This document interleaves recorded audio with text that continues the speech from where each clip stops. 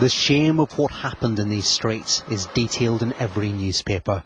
The grooming of girls as young as 13 is something that shocked people in Haywood.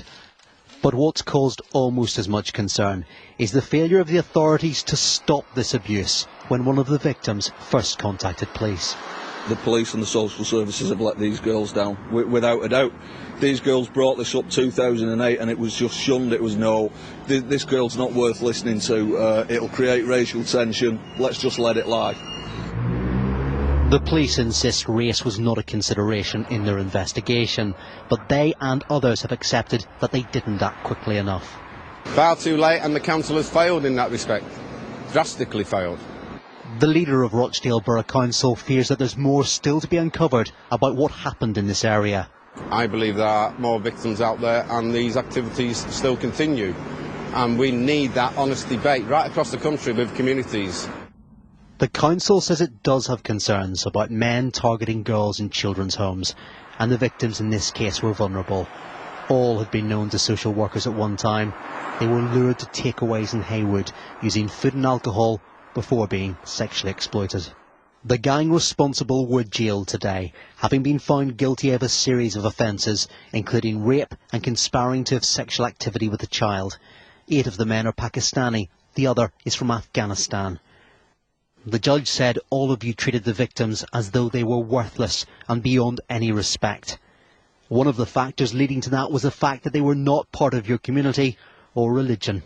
Out of recent 77 convictions, 67 are Pakistani men. Victims are white. So clearly as a community we've got a problem.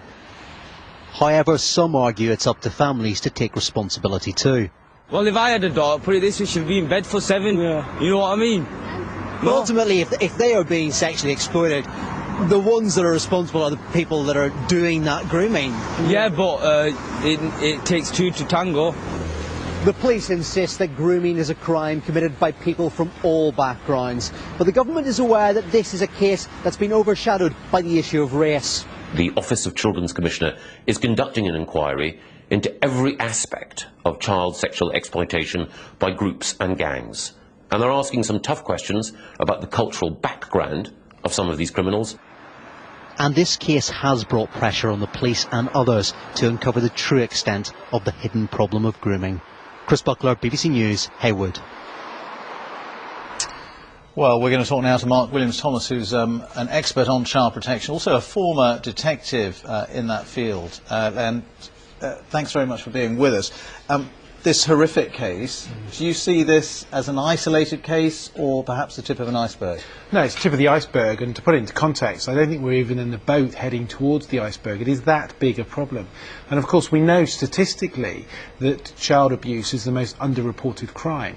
We have very, very vulnerable young girls who are picked upon, and as a result of that they don't come forward and report.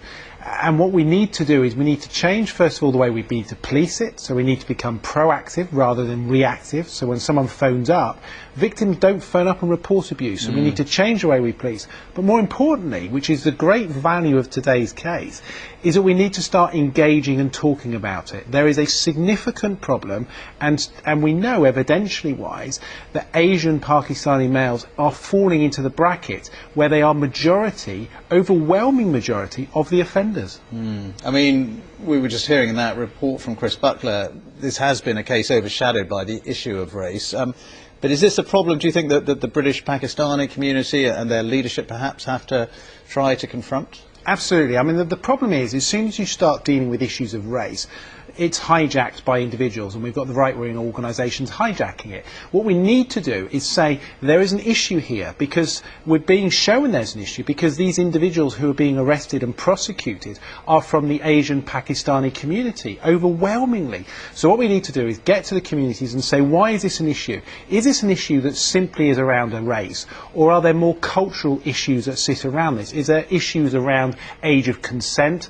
Are there issues around external elements of the community? Is it simply the fact that nobody will talk because these communities are so isolated?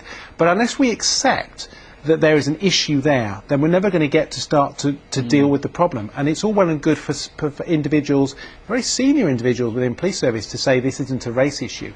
evidence tells us that those members of that community are the offenders predominantly. But as you mentioned, it is an issue for the police as well, because there's been a lot of criticism that they didn't hook on to this particular case early enough when they might have done. They failed. They failed in 2008. They failed a young girl who came forward and wanted to make a complaint. The problem is that we know from offenders they will target the most vulnerable, those people who are in children's homes, those people who have run away. And what we need to do as a society is listen to these individuals far more. And we need to change the way we approach it, because and certainly even in that package, we're talking about grooming. Grooming is the process of which offenders, whether it be online or offline, what we're talking about here is the sexual trafficking of children for gain. And these are girls that are being trafficked around the whole of the UK, and this isn't just predominant in the north of England, like this case in Rochdale. This is happening in every major city and has been happening for years. Well, thank you very much indeed. Very sobering analysis, but thanks for coming in. That's Mark Williams-Thomas.